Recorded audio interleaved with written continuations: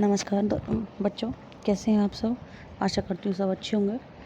तो हम C TET UP TET और सुपर टेट की तैयारी कर रहे हैं और ये एनसीईआरटी का क्लास 4 का ईवीएस हम पढ़ रहे हैं और ये हम पार्ट फर्स्ट में लेकर आए हैं, क्योंकि एक साथ बनाएंगे इसकी वीडियो तो बहुत ज़्यादा हो जाएगा और पढ़ने में बोरिंग लगेगा। तो चलिए हम स्टार्ट करते हैं इसका पार्ट 1। चलो चले स्कूल। असम में बांस से बने पुल होते हैं। असम में बांस से बने पुल होते हैं। यहाँ बारिश बहुत होती है, क्योंकि असम में पेड़ पौधे बहुत अधिक हैं तो वहाँ पर बारिश अधिक होती है। कभी कभी तो चारों तरफ घुटनों तक पानी भर जाता है। फिर भी बच्चे स्कूल जाने से नहीं रुकते, क्योंकि बच्चों को ये तो हर रोज़ का काम होता है कि कभी बाढ़ आ रही है, कभी बारिश आ रही है, कभी घुटनों तक पानी आ रहा है। तो अगर हर रोज़ बच्चे स्कूल बंक करेंगे तो क्या होगा, पढ़ाई लॉस हो जाएगी। चलिए, एक हाथ में किताबें उठाते हैं और दूसरे हाथ में से बांस को पकड़ते हुए वह जल्दी जल्दी बांस और रस्सी से बना पुल पार कर जाते हैं। देखिए, जैसे कि दिखाया हुआ है, इसमें एक स्लोगन भी लिखा है, कंधों पर बस्ता आँखों में सपने। लेकिन स्कूल पहुंचने के लिए बच्चों को हर रोज़ इस बांस के पुल से गुजरना पड़ता है। ये तस्वीर असम के विकास की नहीं, व्यवस्था की मजबूरी की कहानी कहती है। बिल्कुल सही बात है। अब देखिए, आते हैं हम लद्दाख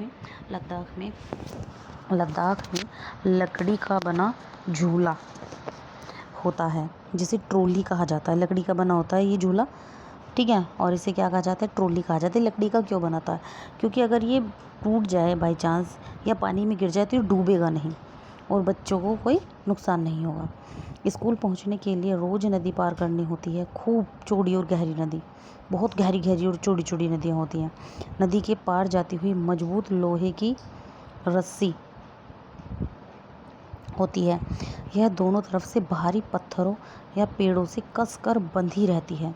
ट्रॉली पुली की मदद से इस रस्सी पर सरकती है।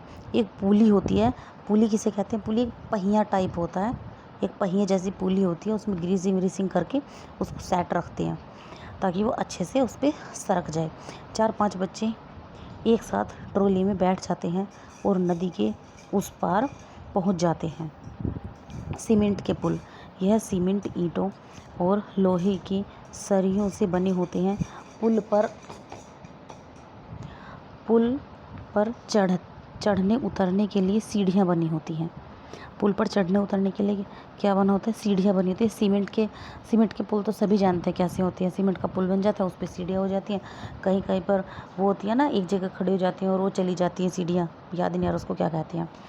वल्लम केरल के कुछ भागों में बच्चे पानी को पार करने के लिए वल्लम क्या है, लकड़ी की बनी छोटी नाव होती है।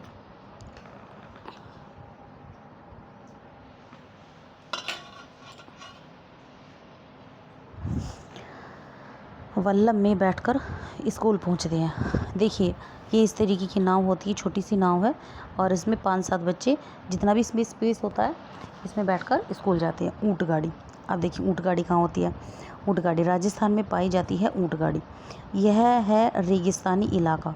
ये क्या है, रेगिस्तानी इलाका है। रेगिस्तान में पानी बहुत कम मात्रा में पाया जाता है, कहीं कहीं इनफैक्ट पाया ही नहीं जाता। बस हमारे यहाँ का 1-8% ही वहाँ पर पानी पाया जाता है, क्योंकि वहाँ पे पानी की बहुत अधिक सॉल्टेज है, चारों तरफ रेत ही रेत है। यहाँ दूर दूर तक रेत ही रेत नज़र आती है। ये रेत है यहाँ पे, इसको कर लेते हैं ठीक। रेत नहीं हुआ ना, एक सेकेंड, हम साथ के साथ ही, जहाँ पर भी कोई मिस्टेक हो जाती है हम उसको साथ के साथ ही ठीक करने की कोशिश करते हैं, ताकि जब आप नोट्स मंगाएं आपको कोई दिक्कत ना हो, क्योंकि छोटी छोटी चीज़ों से ही चीज़ें गलत पढ़ ली जाती हैं। चलिए अब चलते हैं। रेत ही रेत नज़र आती है। दिन में तो रेत खूब तपती है, खूब धूप की किरण उस रेत पर पड़ती है तो रेत कैसी हो जाती है, बहुत तेज़ गर्म हो जाती है। उस पर अगर नंगे पैर रखेंगे तो पैर नहीं रखा जाता है, क्योंकि वो तेज़ी इतनी होती है, इतनी गर्म हो जाती है वो। बच्चे ऊँट गाड़ी में बैठकर स्कूल जाते हैं। देखिए, ऊँट जुड़ा हुआ है इसमें। और हमारे यहाँ पर जैसे पहले हमारे फादर के टाइम में हुआ करती थी, ये क्या होती थी, बैलगाड़ी हुआ करती थी, दोनों तरफ बैल जुड़ते थे, इसी तरह होती थी वो कुछ। इसमें ऊँट जुड़ा हुआ है।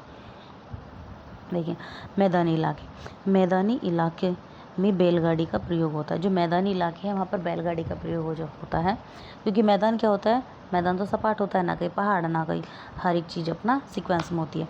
बच्चे बैलगाड़ी पर बैठकर हरे भरे खेतों में से धीरे धीरे निकलते हुए स्कूल पहुँचते हैं। तेज़ धूप हो या बारिश, बच्चे अपनी छतरियाँ खोल लेते हैं। धूप में भी और बारिश में भी छाता बराबर हाथ में रहता है। जुगाड़, जुगाड़ क्या है, यह गुजरात में पाई जाती है। अरे नहीं, पहले यूपी में भी पाई जाती थी। जब हम लोग छोटे छोटे थे तो जुगाड़ उस टाइम में पाई जाती थी। इनफैक्ट हम खुद बैठकर अपने गांव से और स्कूल तक जुगाड़ में ही जाते थे। फट फट फट फट चलता था वो। यह एक गाड़ी का नाम होता है। यह फट फट करके चलती है। बिल्कुल सही बात है, फट फट फट फट करके चलती, बहुत आवाज़ करता था, बहुत धुआं फैलाता था। और ऐसे चलते जब वो चलता था तो उछाले मारता था। आगे से देखने पर यह मोटर बाइक की तरह दिखाई देता है और पीछे से लकड़ी के फट्टों से बनी होती है। देखिए ये रहा जुगाड़। कहाँ पर है ये जो मैं यहाँ पर ये गोल गोल सा दिख रहा है आपको, सर्कल सा, ये जुगाड़ है। और ये यहाँ पर जो घने जंगल दिख रहे हैं, ये कहाँ है, ये कहाँ का नज़ारा, चलिए इसको भी हम पढ़ते हैं। स्कूल पहुँचने के लिए बच्चों को घने जंगल से निकलना पड़ता है। कहीं कहीं जंगल इतना घना होता है कि दिन में भी रात जैसा लगता है। उस सन्नाटे में कई पक्षी और जानवरों की आवाज़ सुनाई देती है। उत्तर की पहाड़ियों पर बच्चे मीलों फैली बर्फ़ पर चलकर स्कूल जाते हैं। देखिए ये जा रहे बर्फ़ पर फैली स्कूल। वे हाथ पकड़ पकड़ कर बर्फ़ पर पैर जमाते हुए ध्यान से चलते हैं। ताज़ी बर्फ़ में पैर धंस जाते हैं। अगर बर्फ़ जमी हुई हो तो फिसल भी सकते हैं। हम लोग यहाँ बहुत अच्छे एरिया में रहते हैं, ना बर्फ़ है, ना ज़्यादा बारिश है, ना ज़्यादा रेत है, सब चीज़ एकदम सामान्य है। उत्तराखंड, यह पहाड़ी इलाका है। देखिए उत्तराखंड में पहाड़ है। यह पहाड़ी इलाका है। यहाँ दूर दूर तक ऊबड़ खाबड़ रास्ते हैं। मैदानों या शहर में रहने वाले बच्चों को भले ही मुश्किल लगे, यहाँ के बच्चे भागते हुए पहाड़ी रास्ते पार कर लेते हैं। देखिए जगह जगह की अपनी एक अलग अलग क्वालिटी होती है, लेकिन हमारा जो ये मेरठ एरिया है, हाँ, उत्तर प्रदेश जिला गाजियाबाद की साइड, ये सबसे अच्छा एरिया है। यहाँ पर हर चीज़ की फैसिलिटी है, हर चीज़ की। यहाँ ना पहाड़ है, ना ज़्यादा पानी है, ना बर्फ़ है, ना ऊबड़ खाबड़ रास्ते हैं, हर चीज़ की सुविधा है। लोग फिर भी अपने जीवन को कोसते हैं। पार्ट 2, कान कान में। अलग अलग जानवरों के कान अलग अलग होते हैं। कुछ जानवरों के कान बाहर दिखते हैं और कुछ के नहीं। पक्षियों के कान दिखते नहीं हैं, लेकिन उनके सिर के दोनों तरफ छोटे छोटे छेद होते हैं। यह पंखों से ढके रहते हैं। इन्हीं छेदों की मदद से पक्षी सुनते हैं। देखिए ये रहे छेद, ये यहाँ पे आपको दिख रहा होगा, छोटा सा यहाँ पे एक दिखा रखा है, ये छेद है। छिपकली के भी छोटे छेद जैसे कान दिखाई देते हैं। ये कम लिखा हुआ है, इसको कान कर देती हूँ,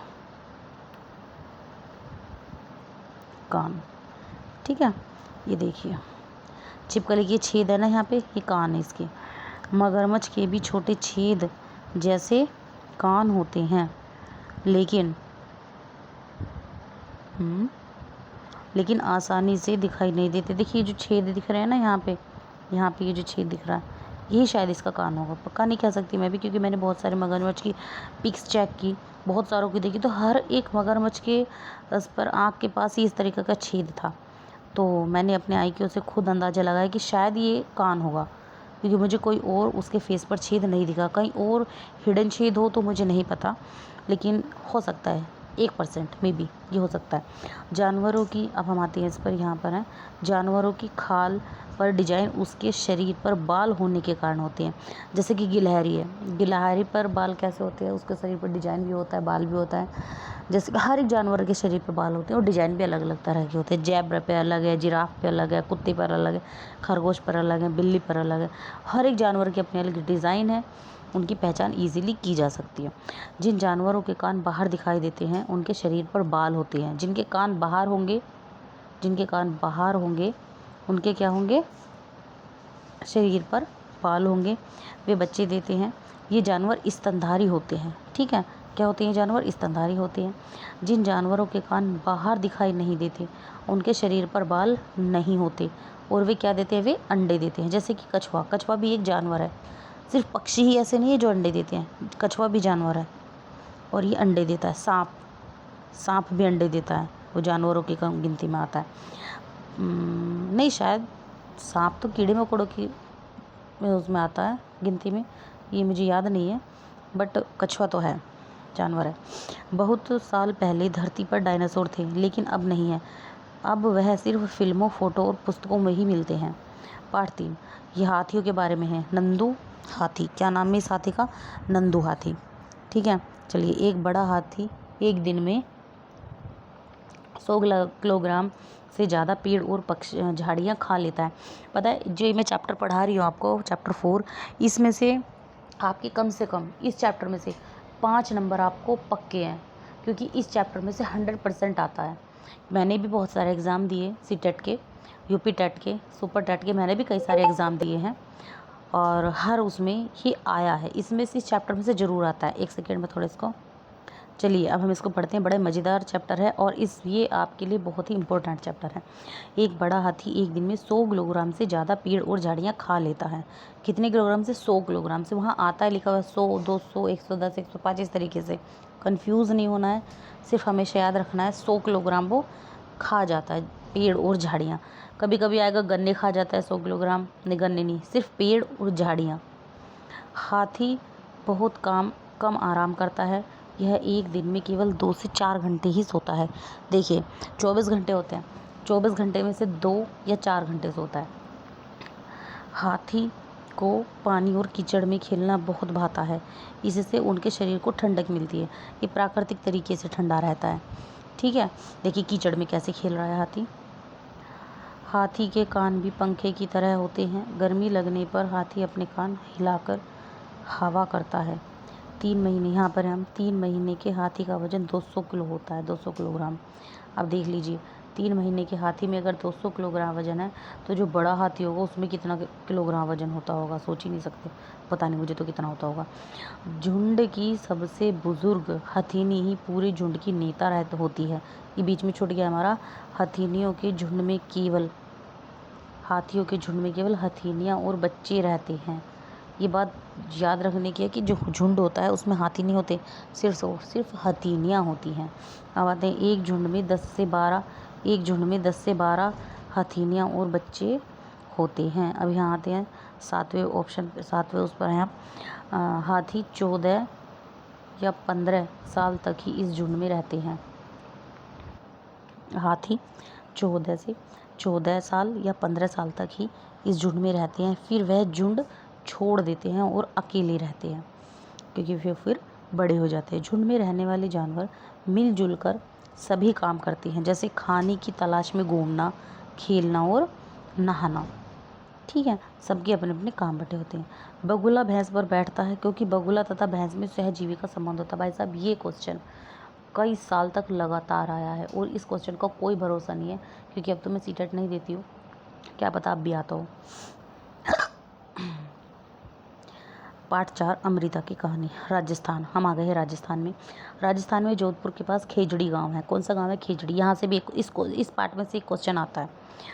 राजस्थान में जोधपुर के पास खेजड़ी गांव है। इस गांव में खेजड़ी के बहुत से पेड़ थे। कितने पेड़ थे? बहुत सारे पेड़ थे इस गांव में। देखो दिख रहे हैं जगह जगह, बहुत सारे पेड़ थे। पेड़ों को काटने से बचाने के लिए गांव के 300 से भी ज़्यादा लोगों ने पेड़ों से लिपटकर अपनी जान दे दी थी। देखा, पेड़ों से इतना प्यार करते हैं वहाँ के लोग। यहाँ के लोग जो बिश्नोई कहलाते हैं, पेड़ों और जानवरों की रक्षा करते हैं बिश्नोई लोग। और रेगिस्तान में होते हुए भी यह इलाका आज भी हरा भरा है। जानवर बिना किसी डर के इधर उधर घूमते रहते हैं, क्योंकि उन्हें पता है कि यहाँ के इंसान हमें नुकसान नहीं पहुँचाएंगे, इसलिए वो यूँ ही घूमते हैं आज़ादी के साथ। खेजड़ी, यह पेड़ रेगिस्तानी इलाके में खूब पाया जाता है। इसे ज़्यादा पानी की ज़रूरत नहीं होती। अब रेगिस्तान में है तो रेगिस्तान में तो पानी है ही नहीं, और ये वहाँ पे खूब पाया जाता है, तो इसका मतलब इस पेड़ को पानी की ज़रूरत नहीं होती। इसकी छाल दवा के काम आती है और इसकी लकड़ी को कीड़ा भी नहीं लगता। इस पेड़ की फलियों की सब्जी बनाई जाती है। इसकी पत्तियाँ वहाँ के रहने वाले जानवर खाते हैं और इसकी छाया में बच्चे रहते हैं। देखिए, प्रकृति ने जहाँ जैसी जो जगह बना दी है, वहाँ पर प्रकृति ने अपनी जो इंसानों के लिए उपयोगी चीज़ें हैं वो भी पैदा की हैं। जैसे ये खिजड़ी का पेड़ है, राजस्थान में अधिक आपको पेड़ पौधे नहीं मिलेंगे, लेकिन खेजड़ी का पेड़ मिलेगा और खूब मिलेगा। और इस पेड़ से वहाँ के लोग खूब फ़ायदा कमाते हैं। बच्चों को यहाँ पर हैं अभी हम, बच्चों को चल क्यों नहीं रहा, हाँ, बच्चों को बड़े से जानवर और कीड़े मकोड़ों के बारे में जानकारी प्राप्त करने के लिए प्रेरित किया जा सकता है। हाँ, बच्चों को बहुत से जानवर और कीड़े मकोड़ों के बारे में जानकारी प्राप्त करने के लिए प्रेरित किया जा सकता है। बच्चों को बताया जाए कि पानी और वृक्ष हमारे जीवन में कितने उपयोगी हैं। बच्चों को बताया जाए कि जहाँ पर पानी की कमी है वहाँ पर लोगों को क्या क्या परेशानियाँ झेलनी पड़ती हैं। अब आते हैं हम पाठ 5 अनीता की मधुमक्खियाँ। ठीक है, बिहार बिहार के मुजफ्फरनगर ज़िले में बोचाहा गांव स्थित है। कौन सा गांव है? बोचाहा गांव स्थित है। वाद विवाद से बच्चों को किसी बात के विभिन्न पहलुओं के बारे में सोचने और समझने का मौका मिलता है। कोई उसको टॉपिक दे दो बच्चों को और थोड़े से बच्चों को बैठा दो आमने सामने, उनसे वाद विवाद करने के लिए कहो, तो उससे एक टॉपिक से उन्हें कई चीज़ों का ज्ञान हो जाता है।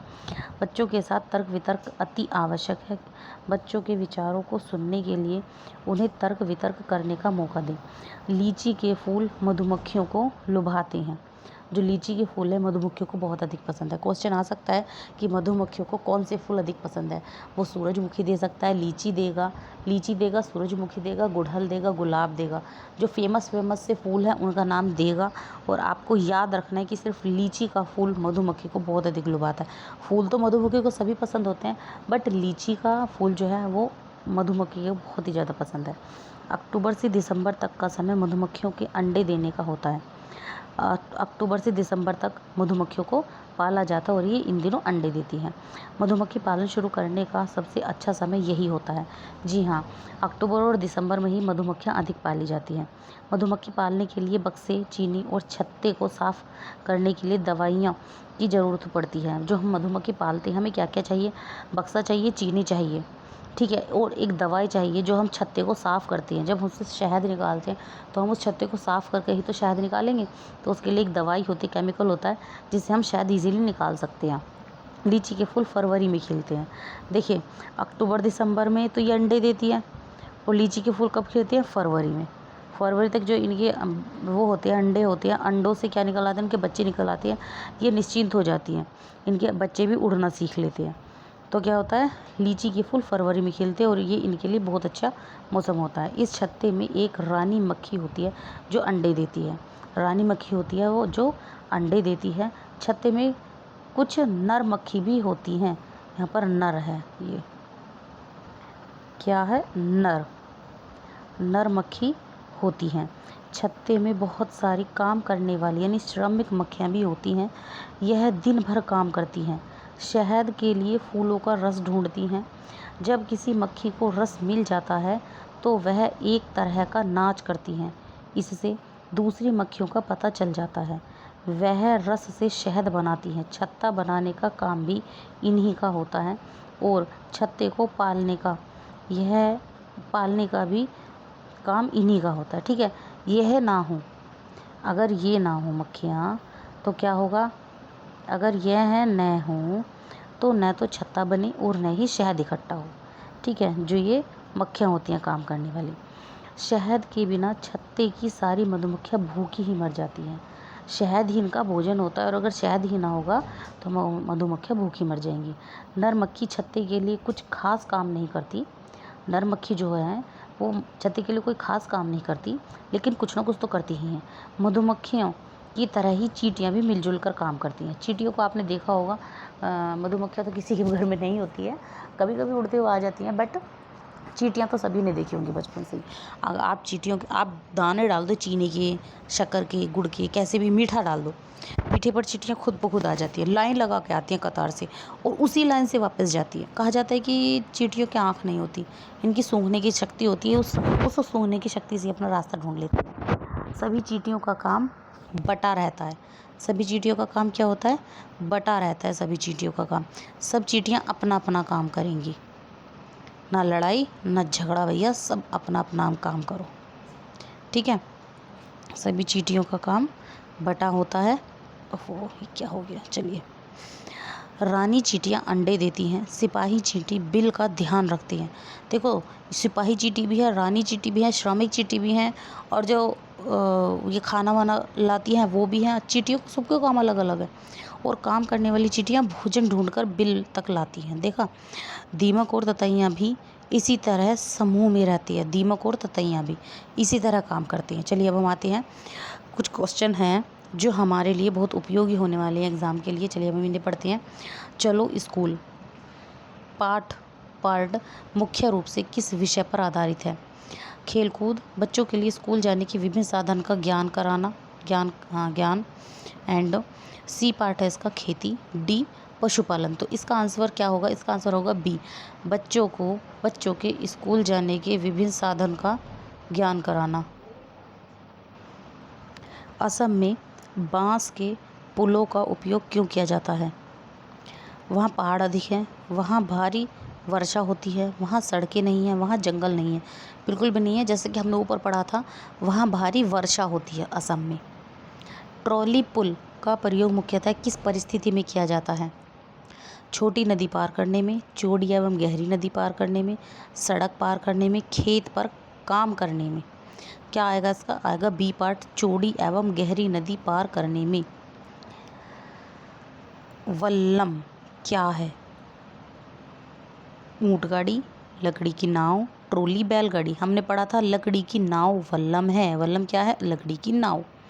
वल्लम का प्रयोग किस राज्य में किया जाता है? राजस्थान, गुजरात, केरल, पंजाब। केरल में किया जाता है क्योंकि वहाँ पर पानी अधिक है। राजस्थान में बच्चे स्कूल पहुँचने के लिए किस साधन का उपयोग करते हैं? नाव, ट्रोली, ऊंट गाड़ी, जुगाड़। ऊंट गाड़ी का, राजस्थान में रेत ही रेत है, वहाँ ऊंट पाए जाते हैं, तो वहाँ पर ऊंट गाड़ी का ही प्रयोग किया जाता है, ये बात याद रखना। जुगाड़ किस राज्य में पाए जाने वाला वाहन है? गुजरात, असम, बिहार, केरल। गुजरात में पाया जाता है ये। इसका आंसर नहीं लिखा मैंने, कोई नहीं, इसका आंसर होगा गुजरात। क्या है? इसका आंसर है ए। चलिए, रेलगाड़ी, हम 8वें पर हैं। रेलगाड़ी का प्रयोग किस क्षेत्र में किया जाता है? रेलगाड़ी नहीं है, बैलगाड़ी है। रेलगाड़ी तो हमने पढ़ा ही नहीं है, ये बैलगाड़ी है, यहाँ पर मिस्टेक है। चलिए, बैलगाड़ी का प्रयोग किस क्षेत्र में किया जाता है? रेगिस्तानी क्षेत्र में, मैदानी क्षेत्र में। यहाँ प्रयोग किया जाता है मैदानी क्षेत्र में। हाँ, तो हम क्या पढ़ रहे थे? बैलगाड़ी का प्रयोग किस क्षेत्र में किया जाता है? रेगिस्तानी क्षेत्र में, मैदानी क्षेत्र में, पहाड़ी क्षेत्र में, नदी क्षेत्र में। यहाँ प्रयोग किया जाता है मैदानी क्षेत्र में। ट्रोली पुल में बच्चे किस पर बैठते हैं? लकड़ी की नाव में, झोले में, बैलगाड़ी में, ऊँट में। वो एक झोला सा बना हुआ था ना, उसको झोला कहते हैं, जहाँ पर वो ट्रोली में पढ़ा था हमने, लद्दाख में शायद, लखनऊ, लद्दाख था, लखनऊ नहीं था। तो उसमें हमने पढ़ा था वो ट्रोली में बच्चे थे, लकड़ी की ट्रोली बनी होती है, और जो उसका वो एक फाउंडेशन सा जो होता है, उस फाउंडेशन को वो लोग क्या बोलते हैं? उसको बोलते हैं वो झोला। चलो स्कूल पाठ बच्चों में किस मूल्य का विकास करता है? आलस्य, साहस और संघर्ष, क्रोध, प्रतियोगिता।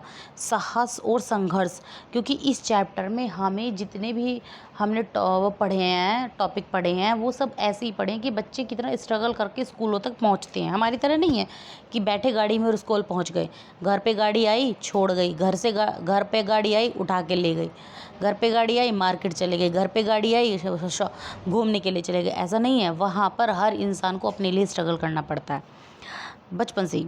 बच्चों को जंगल और पहाड़ों जैसे कठिन रास्तों से स्कूल जाना क्या दर्शाता है? सीखने की इच्छा, खेलकूद, डर, आलस। जाहिर सी बात है, इसमें सबको दिख रहा है कि सीखने की इच्छा। बच्चे स्कूल जाना चाहते हैं, बच्चे कुछ सीखना चाहते हैं, और जो कुछ नहीं सीखना चाहते, अपनी लाइफ में कुछ नहीं बनना चाहते, वो हमारे जितनी फैसिलिटी में रहकर भी नहीं कर पाते, क्योंकि जो हमारा एरिया है वो टॉप 1 एरिया है बिल्कुल। बच्चे वर्षा में भी सावधानी से चलकर स्कूल जाते हैं, यह किस गुण को दर्शाता है? अनुशासन, साहस और जिम्मेदारी, क्रोध, आलस्य। इसका आंसर है बी, साहस और जिम्मेदारी। अलग अलग जानवरों के कानों का अध्ययन किस प्रकार की शिक्षा को बढ़ावा देता है? रहने की शिक्षा, अवलोकन आधारित शिक्षा, दंड आधारित शिक्षा, केवल लिखित शिक्षा। इसका आंसर होगा बी, अवलोकन आधारित शिक्षा। देखिए, रटना, जहाँ पर रटना होगा केवल होगा और दंड आएगा, वो आंसर हमेशा गलत होगा। जहाँ पर अवलोकन आएगा, कुछ सीखना होगा, कुछ सीखने के लिए आएगा, कुछ प्रेरित करने के लिए आएगा, जिम्मेदारी आएगा, वो आंसर हमेशा सही होगा। बच्चों को पशु पक्षियों के बारे में जानकारी देना किस प्रकार के अधिगम से जुड़ा है? सामाजिक अधिगम, पर्यावरणीय अधिगम, मौखिक अधिगम, यांत्रिक अधिगम। इसका आंसर आएगा आपका पर्यावरणीय अधिगम। नेक्स्ट है, करके सीखना सिद्धांत का सबसे अच्छा उदाहरण क्या है? केवल पुस्तक पढ़ना, जानवरों का प्रत्यक्ष अवलोकन करना, उत्तर याद करना, परीक्षा देना। परीक्षा देना भी इसका आंसर नहीं है। हाँ, मूल्यांकन कहीं पर होता होगा, तो मूल्यांकन का जो क्वेश्चन है, क्वेश्चन पे वो डिपेंड करता है कि आपका क्वेश्चन क्या पूछ रहा है। ये नहीं कि चारों ऑप्शन में मूल्यांकन आ रहे तो चारों सही हैं। अगर उपरोक्त सही है, सभी है, तो उसको पढ़ने के बाद, समझने के बाद आप अपने IQ से उसको कर सकते हो कि ये सही है या नहीं है। लेकिन कभी कभी ऐसा होता है कि चारों ऑप्शन में वो मूल्यांकन दे देता है, लेकिन वो मूल्यांकन किस तरीके का होता है, कैसा होता है, वो क्वेश्चन पे डिपेंड करता है। आप देख के खुद से समझदार है, खुद से करके जाना। छोटे बच्चों में जिज्ञासा विकसित करने के लिए शिक्षक को क्या करना चाहिए? केवल नोट्स लिखवाने पड़ते हैं, ये एकदम से गलत है, क्योंकि केवल आ रहा है और केवल नोट्स लिखवाना, ये तो हमेशा गलत है। पर्यावरण से जुड़े उदाहरण देने चाहिए। दंड, जहाँ पर दंड देना होगा वो गलत होगा। कठिन, जहाँ पर कठिनाई होगी वो गलत होगा। तो इसका आंसर होगा बी, पर्यावरण से जुड़े उदाहरण देने चाहिए। पहाड़ी क्षेत्रों में रहने वाले बच्चों का जीवन किस प्रकार का अनुभव प्रदान करता है? कृत्रिम अनुभव, वास्तविक जीवन का अनुभव, केवल पुस्तकीय के आधारित अनुभव, काल्पनिक अनुभव। इसका आंसर आएगा आपका बी, वास्तविक जीवन का अनुभव। वास्तविक जीवन का अनुभव। पशु पक्षियों के अंगों की तुलना करवाना किस मानसिक क्षमता का विकास करता है? सामाजिक शक्ति, तुलना एवं वर्गीकरण क्षमता, लेखन क्षमता, कल्पना शक्ति। इसका आंसर आएगा बी, तुलना एवं वर्गीकरण क्षमता। हाथी के व्यवहार के बारे में जानकारी बच्चों में किसका विकास करती है? पर्यावरणीय संवेदनशीलता, आलस, भय, क्रोध। इसका आंसर आएगा ए, पर्यावरणीय संवेदनशीलता। प्राथमिक स्तर पर शिक्षण का मुख्य उद्देश्य क्या है? रटवाना। सबसे पहली बात, रटवाना आते ही गलत है, उसको हमेशा गलत काट देना। केवल परीक्षा देना, केवल भी और परीक्षा भी देना, ये भी बिल्कुल गलत है। बच्चों को डराना, डराना तो बिल्कुल भी नहीं है, ये तीनों गलत है। जब ये तीनों गलत हैं तो अनुभव, जहाँ पर अनुभव आएगा, सीखना आएगा, कुछ तुलना या वर्गीकरण करना आएगा, वहाँ पर ये सब ठीक होता है। तो हमारा क्या आंसर है? डी आंसर सही है, अनुभव आधारित अधिगम करवाना। तो बच्चों, हम मेरी वीडियो आपको कैसी लगी है प्लीज़ मुझे कमेंट करके ज़रूर बताना, और मेरी वीडियो को प्लीज़ प्लीज़ प्लीज़ सब्सक्राइब करें, क्योंकि मेरा एकदम से नया चैनल है और मुझे आप सबके सपोर्ट की बहुत अधिक ज़रूरत है। और अगर मुझसे कोई मिस्टेक होती है पढ़ाने में या कुछ भी आपको कोई चीज़ समझ नहीं आती है तो प्लीज़ मुझे कमेंट करके बताएं। और अगर किसी को ये EVS के या साइकोलॉजी के या मैथ साइकोलॉजी के या हिंदी साइकोलॉजी के नोट्स चाहिए तो जितना मैं आपको रोज़ पढ़ाऊँगी उतना ही नोट्स आपको हर रोज़ अवेलेबल कराऊँगी, ताकि आपको साथ साथ कुछ मैं सिखाऊँ, कुछ आप सीखें। इससे आपकी जो पढ़ने की क्षमता है वो अच्छी होगी और आपको चीज़ें मस्तिष्क में सेट बैठ जाएंगी। ओके, चलते हैं, अब मिलते हैं हम नेक्स्ट वीडियो में। सो प्लीज़ जाने से पहले मेरे चैनल को सब्सक्राइब ज़रूर करें।